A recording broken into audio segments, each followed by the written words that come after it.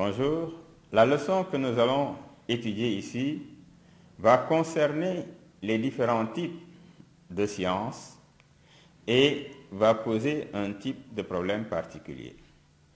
Nous avons ici affaire à trois types de sciences qui produisent des résultats différents, ce qui va nous donner des conceptions différentes de la notion même de vérité selon les sciences. Autrement dit, qu'est-ce que la vérité dans les sciences formelles, qu'est-ce que la vérité dans les sciences de la nature, qu'est-ce que la vérité dans les sciences humaines. Voilà à quoi nous allons réfléchir et sur quoi nous allons proposer des solutions ici. Alors, pour ce faire, il s'agira d'abord d'analyser chaque type de science pour voir le type de vérité qui en découle. Et dans un deuxième moment, nous essaierons d'évaluer la valeur de la vérité scientifique. Dans le premier moment, il s'agira d'abord de parler des sciences logico-formelles.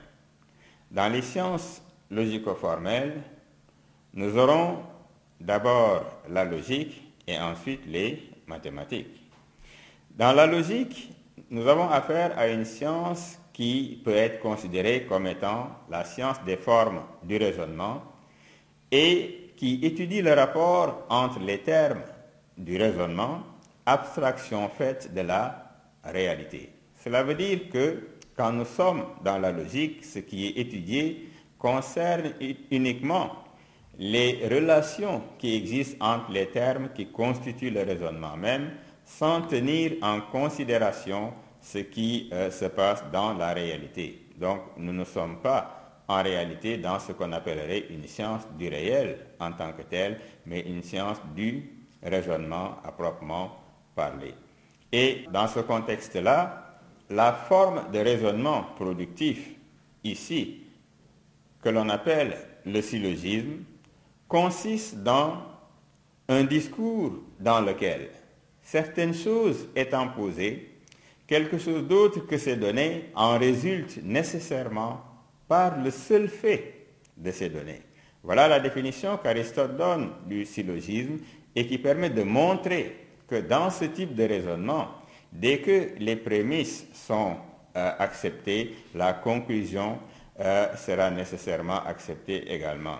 Et donc, c'est cela qui fait que, quel que soit le contenu du syllogisme, n'est-ce pas, le résultat dépend exclusivement de la manière dont les prémices ont été organisées, à savoir la majeure et la mineure, et ensuite la conclusion qui suit nous donne un résultat.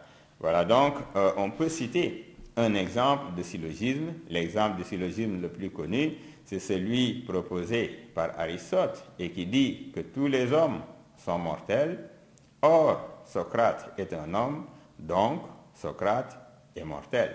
On voit ici que dès que les deux prémices de départ, à savoir tous les hommes sont mortels et Socrate est un homme, conduisent à la conclusion, donc Socrate est mortel.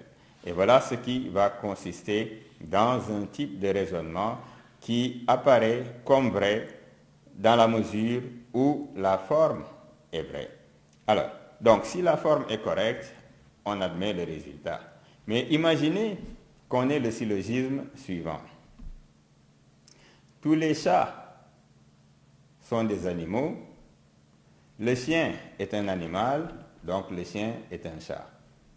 Dans un tel syllogisme, il est évident que la vérité n'est pas obtenue à travers ce syllogisme-là, puisque la majeure et la mineure ne sont pas conformes aux règles du syllogisme correct. Et c'est pourquoi, en partant de prémices incorrectes, on arrive à un résultat incorrect également.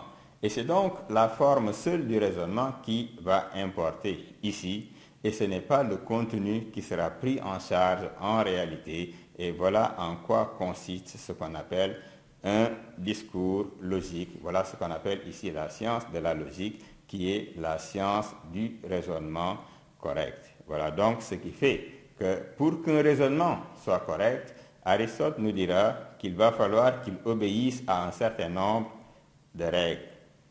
Et c'est ainsi qu'il va élaborer un certain nombre de règles primitives du raisonnement du discours correct qui vont être au nombre de 3. D'abord, le principe d'identité, une chose reste elle-même, A égale A.